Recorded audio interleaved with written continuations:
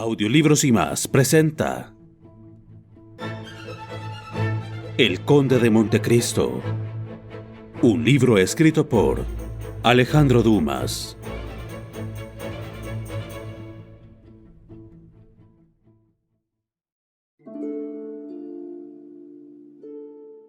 Capítulo 17. La historia. Heidi comenzó a contar. Pues bien, tenía yo 4 años cuando un día fui despertada por mi madre. Estábamos en el palacio de Yanina. Me tomó en sus brazos y al abrir los ojos vi los suyos llenos de lágrimas. Sin pronunciar una palabra, me llevó consigo violentamente. Al ver que lloraba, yo también iba a llorar. «Silencio, niña», me dijo. Generalmente, a pesar de los consuelos o de las amenazas maternas, caprichosa como todos los niños, seguía yo llorando. Pero esta vez había en la voz de mi madre una entonación tal de terror que al punto me callé. Seguía caminando rápidamente. Entonces vi que descendíamos por una escalera muy ancha. Delante de nosotros iban todas las servidoras de mi madre, llevando cofres, cajas, objetos preciosos, adornos, joyas, bolsas llenas de oro, y descendían la misma escalera, o más bien, se precipitaban por ella. Detrás de las mujeres venía una guardia de 20 hombres armados, con largos fusiles y pistolas, y vestidos con ese traje que conocen en Francia, desde que Grecia llegó a ser nación. Algo de siniestro había, créanme, añadió Heidi, moviendo la cabeza y palideciendo solo al recordar este incidente. En aquella larga fila de esclavos y de mujeres, adormecidas aún, o al menos así lo creía, porque lo estaba yo. En la escalera veía sombras gigantescas que las antorchas hacían temblar en las bóvedas. «Pronto, pronto, no hay que perder un instante», dijo una voz en el fondo de la galería. Esta voz hizo inclinarse a todo el mundo, a la manera que el viento inclina con una de sus bocanadas un campo sembrado de espigas. A mí también me hizo estremecer. Era la de mi padre. Iba el último cubierto con un magnífico traje y llevaba en la mano su carabina, que le había regalado su emperador, y apoyado sobre su favorito Selim, nos conducía delante de sí, como conduce un pastor su rebaño de ovejas. Mi padre era un hombre ilustre, conocido en toda Europa bajo el nombre de Ali Tebelin, Rajá de Yanina, y delante del cual ha temblado Turquía. Alberto, sin saber por qué, se estremeció al oír estas palabras, pronunciadas con un acento indefectible de altanería y dignidad. Le pareció ver brillar algo de sombrío y espantoso en los ojos de la joven, cuando, semejante a una pitonisa que evoca un espectro, despertó el recuerdo de aquella sangrienta figura, a quien su muerte hizo aparecer gigantesca a los ojos de Europa. Pronto, prosiguió Heidi, se detuvo la comitiva al pie de la escalera y a orillas de un lago. Mi madre me estrechaba contra su palpitante pecho, y a 2 pasos de donde yo estaba, vi a mi padre que dirigía miradas inquietas a todos lados. Delante de nosotros se extendían 4 escalones de mármol, y junto al último se mecía blandamente una barca. Todos bajamos a ella. Todavía recuerdo que los remos no hacían ningún ruido al tocar el agua. Me incliné para mirarlos y vi que estaban envueltos en ceñidores de nuestros soldados griegos o palicarios. Después de los barqueros, no había en la barca más que mujeres, mi padre, mi madre, Selim y yo. Los palicarios se habían quedado a orillas del lago, pronto a sostener la retirada, arrodillados en el último escalón y dispuestos a hacer con sus cuerpos un muro, en el caso de que hubiesen sido perseguidos. Nuestra barca se deslizaba sobre las aguas, veloz como el viento. «¿Por qué va tan deprisa la barca?», pregunta mi madre. «Calla, hija mía», dijo, «es porque huimos». No comprendí por qué huía mi padre, tan poderoso, delante del cual huían siempre a los demás, y que había tomado por divisa: «Me odian, y luego me temen». En efecto, aquello era una fuga. Después me dijeron que la guarnición del castillo de Yanina, fatigada de un largo servicio. Aquí Heidi fijó su mirada en Montecristo. cuyos ojos nos apartaban de los suyos. La joven continuó, pues, lentamente, como si suprimiera o inventara. Señora, dijo Alberto, que prestaba la mayor atención a este relato. Decía que la guarnición de Yanina, fatigada por un largo servicio, había tratado con el Seraskier Kaurhid, enviado por el sultán para apoderarse de mi padre, que tomó entonces la resolución de retirarse, después de haber enviado al sultán un oficial francés, en el cual tenía mucha confianza, al asilo que él mismo se había preparado mucho tiempo antes, y que llamaba Cachapigión, es decir, refugio. ¿Y se acuerda del nombre de ese oficial, señora?, preguntó Alberto. Montecristo cambió con la joven una mirada rápida, como un relámpago, que pasó inadvertida de Morcerf. No me acuerdo, pero tal vez más tarde lo recuerde, y lo diré. Alberto iba a pronunciar el nombre de su padre, cuando Montecristo levantó suavemente el dedo, en señal de silencio. El joven recordó su juramento, y se calló. Bogábamos hacia un kiosco, un piso bajo, adornado de arabescos que bajaban hasta el agua, y un piso principal, cuyos balcones caían al lago, y aquí lo único visible que este palacio ofrecía a la vista.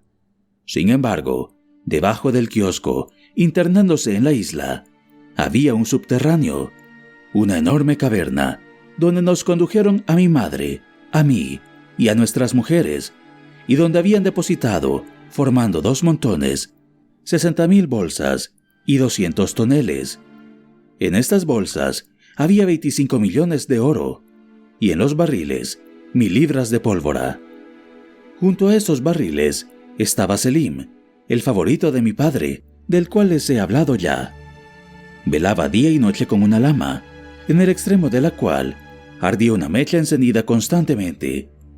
Tenía orden de hacerlo volar todo: kiosco, guardias, mujeres y oro, a la primera señal de mi padre. Recuerdo que nuestras esclavas, sabiendo los proyectiles que las rodeaban, pasaban día y noche orando, llorando y gimiendo.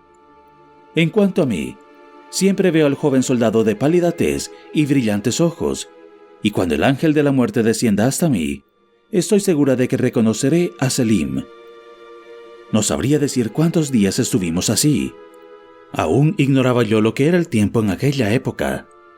Algunas veces mi padre nos mandaba llamar a mi madre y a mí a la azotea del palacio. Estas eran mis horas de fiesta, pues en el subterráneo no veía nunca más que sombras gimientes y doloridas y la encendida mecha de Selim.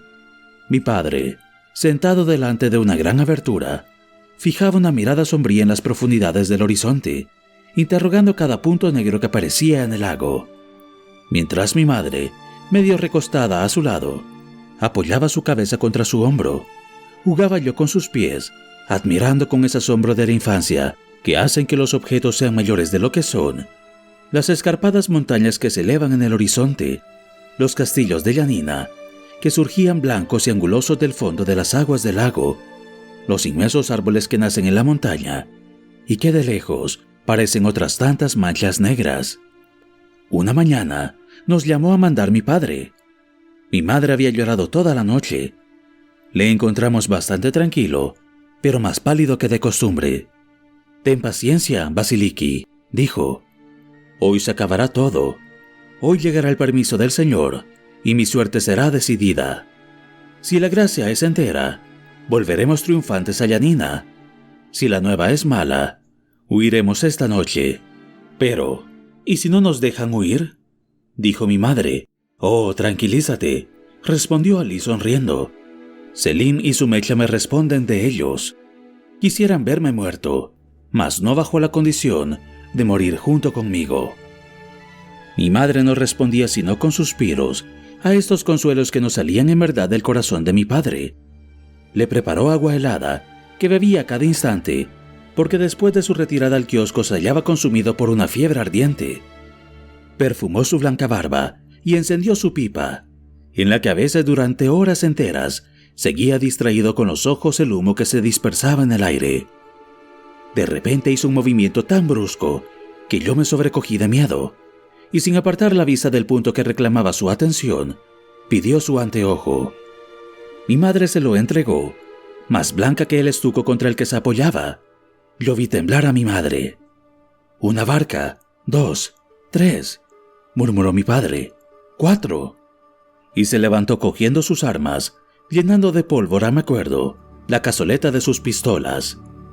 «Vasiliki», dijo a mi madre con un visible estremecimiento, «este es el instante que va a decidir de nosotros. Dentro de media hora sabremos la respuesta del sublime emperador. Retírate al subterráneo con Heidi. No quiero separarme de ti», dijo Vasiliki. «Si tú mueres, contigo quiero morir también». «Vete al lado de Selim», gritó mi padre.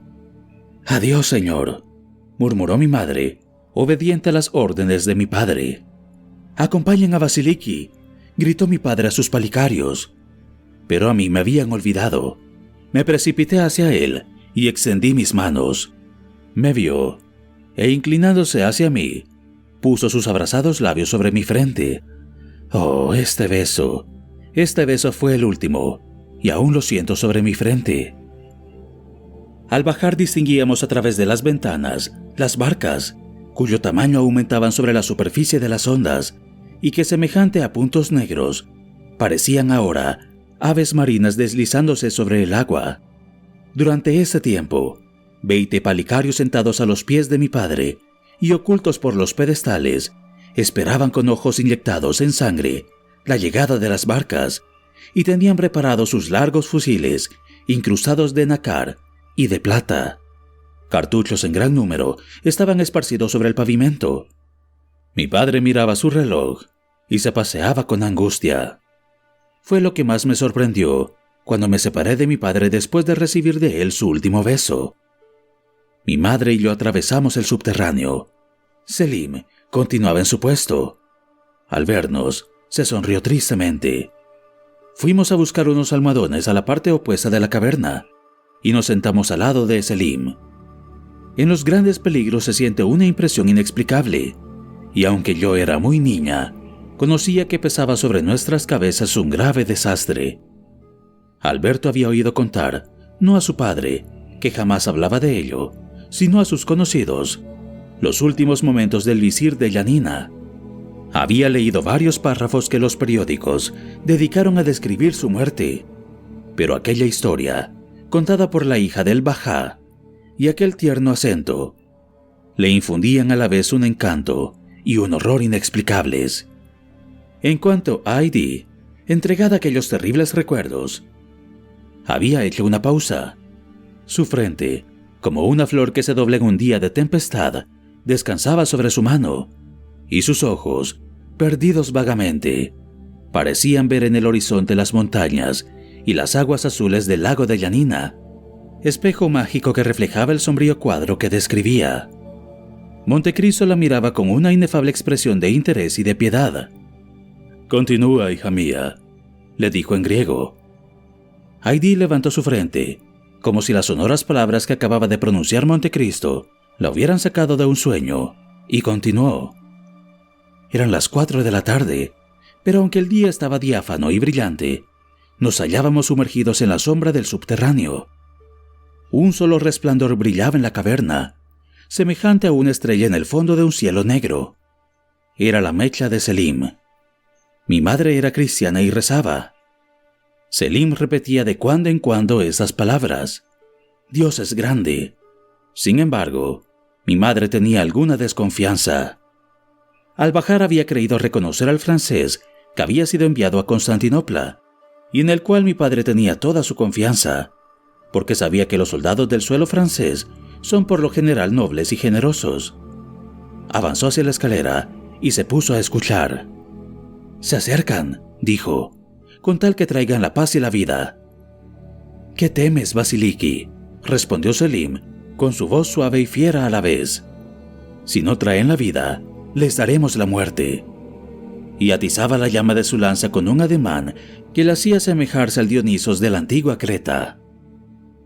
Pero yo, que no era más que una pobre niña, tenía miedo de aquel valor, que me parecía feroz e insensato, y me asustaba aquella muerte espantosa en el aire y en las llamas.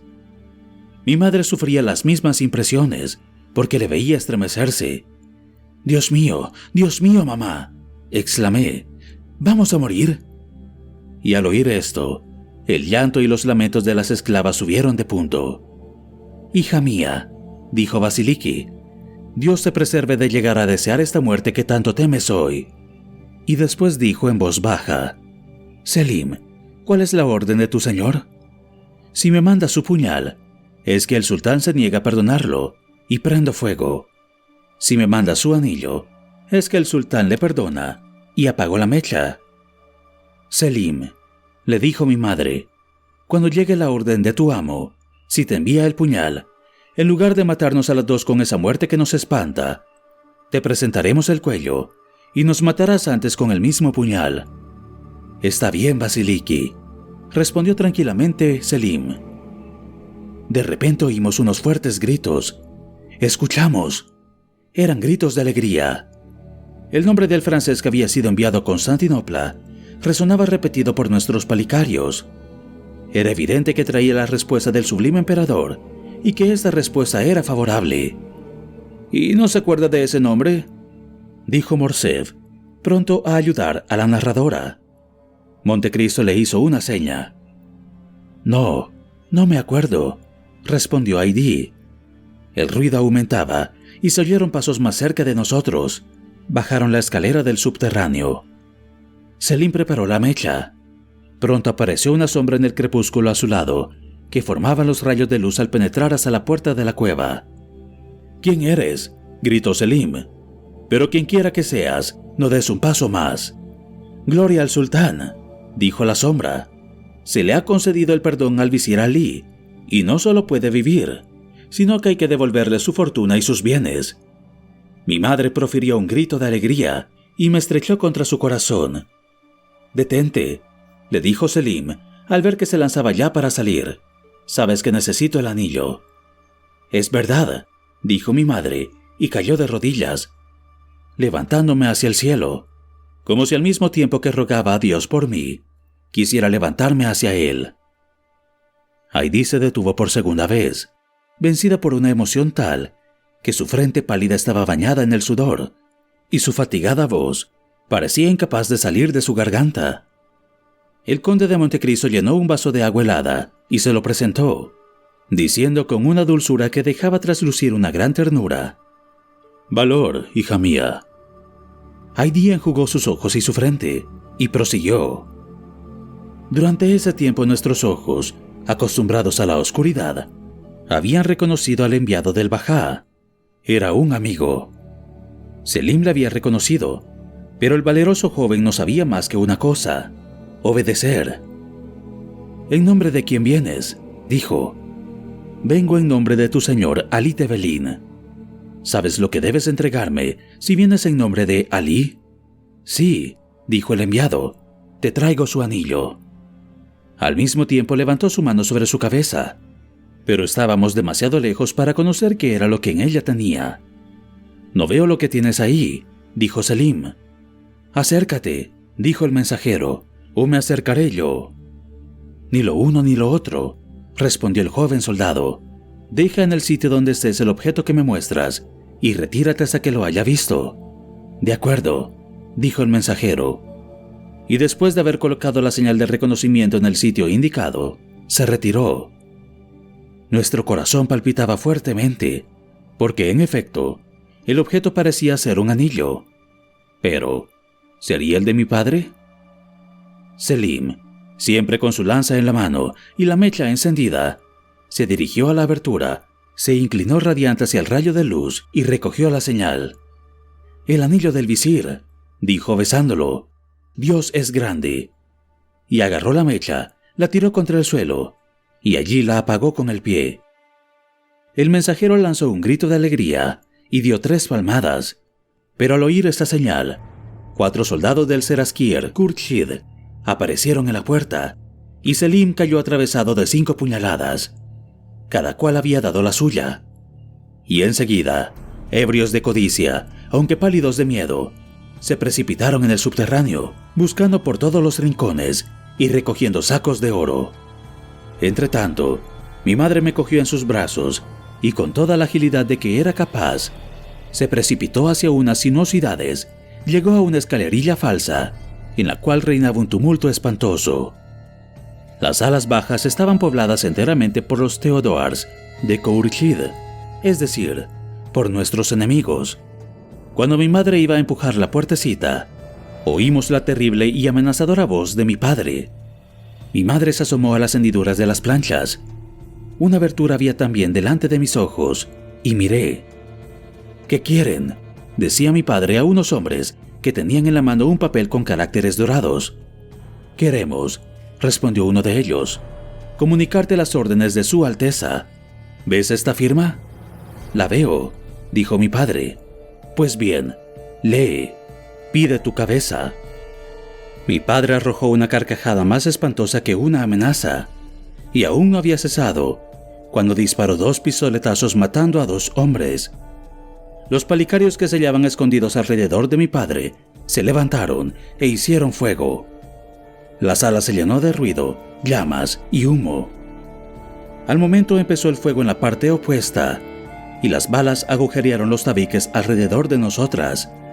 Oh, cuán bello y majestuoso estaba el visir Ali Tebelin, mi padre, en medio de las balas, con la cimitarra empuñada, y el rostro ennegrecido por la pólvora.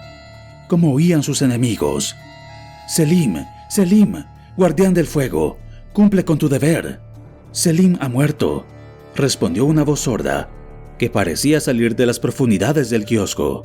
«Y tú, Ali, estás perdido».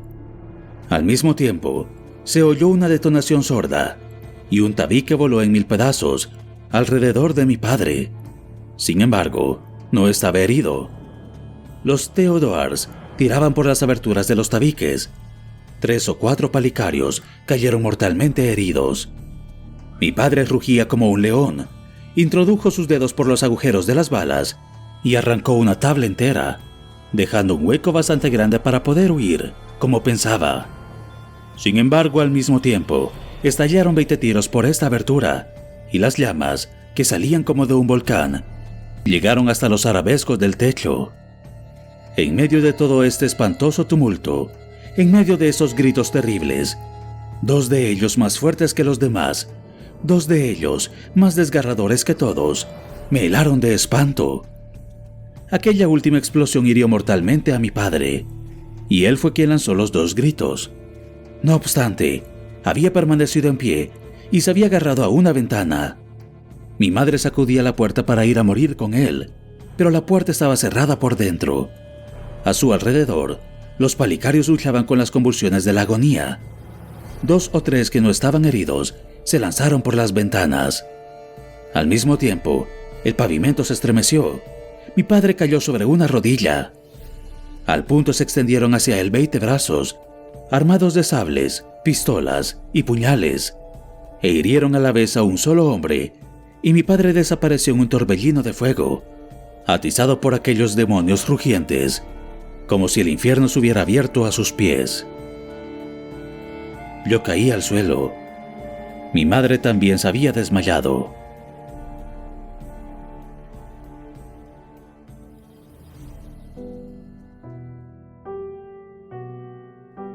Heidi dejó caer sus brazos, lanzando un gemido, y mirando al conde como para preguntarle si estaba satisfecho de su obediencia.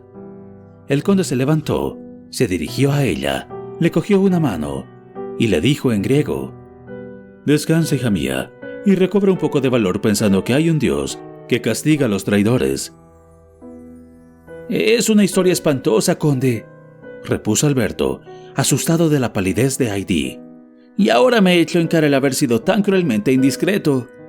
«Eso no es nada», respondió Montecristo, y poniendo su mano sobre la cabeza de la joven, continuó: «Heidi es una valerosa mujer. Algunas veces ha encontrado alivio a sus males, hablando de sus dolores». «Porque mis dolores me recuerdan tus beneficios, señor», dijo vivamente la joven. Alberto le dirigió una mirada de curiosidad, porque aún no le había contado lo que deseaba saber, es decir, cómo había llegado a ser esclava del conde. Heidi vio expresado el mismo deseo en las miradas del conde y en las de Alberto, y continuó: «Al recobrar mi madre los sentidos, Nos hallábamos delante del Seraskier. «Mátame», dijo, «pero respeta el honor de la viuda de Ali Tebelin». «No es a mí a quien tienes que dirigirte», dijo Khurshid. «¿A quién, pues?» «A tu nuevo amo». «¿Y quién es?» «Míralo ahí». Y Khurshid nos mostró uno de los que habían contribuido más a la muerte de mi padre. Continuó la joven, con cólera sombría. «Luego, ¿fue esclava de aquel hombre?» «No. No se atrevió a quedarse con nosotras. Nos vendió unos mercaderes de esclavos que iban a Constantinopla. Atravesamos Grecia y llegamos moribundas a la puerta imperial, atestada de curiosos que se hacían a un lado para dejarnos pasar. Cuando de repente mi madre siguió con la vista a la dirección de sus miradas, lanzó un grito y cayó, mostrándome una cabeza que había encima de la puerta. Debajo de esta cabeza estaban escritas estas palabras: «Esta es la cabeza de Ali Tebelin, Bajá de Yanina». Yo me eché a llorar. Procuré levantar a mi madre, pero estaba muerta. Me condujeron al bazar. Un armenio rico me compró, me instruyó, me dio maestros, y cuando tuve 13 años, me vendió al sultán Mahmud. «Al cual yo la compré», dijo Montecristo, «como ya te lo he dicho, Alberto, por la esmeralda compañera, de la que me sirve para guardar mis pastillas de hashish». «Oh, tú eres bueno, tú eres grande, señor», dijo Heidi, besando la mano de Montecristo. «Y yo soy feliz al pertenecerte». Alberto estaba absorto. Apenas podía dar crédito a lo que acababa de oír. «Acaba tu taza del té», le dijo el conde, «puesto que la historia ha concluido».